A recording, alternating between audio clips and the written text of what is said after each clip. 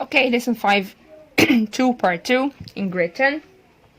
Okay, here in this triangle, if the concurrent in this triangle are angle bisectors, For example, if a line bisect angle A to intersect a line bisect angle B to intersect a line bisect angle C at a point. So in this case, this point here is called incenter. The incenter is the point of concurrency of angles bisectors in a triangle. طيب, what about this incenter? The incenter in this case is equidistant from the sides of the triangle, okay? But suppose the distance be perpendicular, like this. So distance from this point to the side is equal to the distance from this point to the side is equal to the distance from this point to the side. Okay, let's name this point D, E, F, and the incenter is point Z. Okay, so let's mark it more to make them different. So now ZD is congruent to ZE is congruent to ZF. If what? If AZ, BZ, and CZ are angle bisectors. Okay? يبقى if AZ, BZ, and CZ are angles bisectors, then DZ is congruent to EZ is congruent to FZ. So the key word here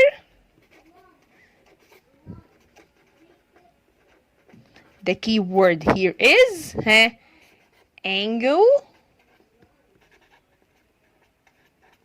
bisectors.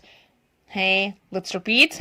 If we have angle bisectors, so the intersect at point of concurrency is called incenter, and the incenter equidistant from the sides of the triangle. The incenter, the point incenter, equidistant from the sides of the triangle. Okay, طيب, let's see an example to apply the theory. In this triangle, the measure, this is named as KJL. The measure of angle L equals 106 degrees. Okay, and here we have an angle bisector intersect to another angle bisector at this point, which is named as V. And here we have a perpendicular joined to point W. Okay, and the length of this segment is 7.3. And the measure of this angle is 19 degrees. Here I want to find what? I want to find the distance from V to LK. طيب, look at the figure.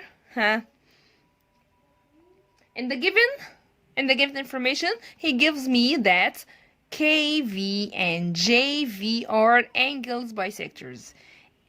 Angle bisectors. So we said that if angle bisectors intersect inside the triangle at a point, so this point is called incenter, and the incenter equidistant from the sides of the triangle. So the distance from V to JK is the same distance from V to LK.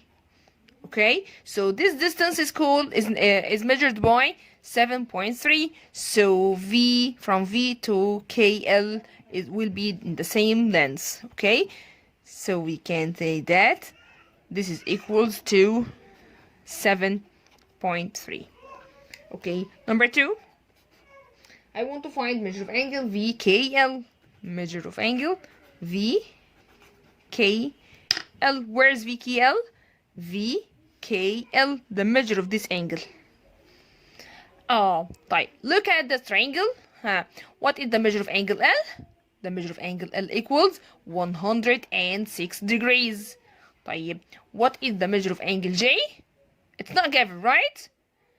Yes, it's not given, but I can't find it, okay? By duplicate this measure, because this is the measure of half of angle J, 19 here, so this angle equals 19, so the total measure of this angle equals 38 degrees. Now, can we find measure of angle K? Yes, so measure of angle K equals 180 minus 38 plus 106, which gives 36 degrees. Now, can we find the measure of the required angle, which is VKL? So measure of angle VKL, this is equal have the measure of the whole angle K, right? So half, it will be half times 36 equals 18 degrees. Okay, and this is all about the second part of the lesson. Thank you, Greta.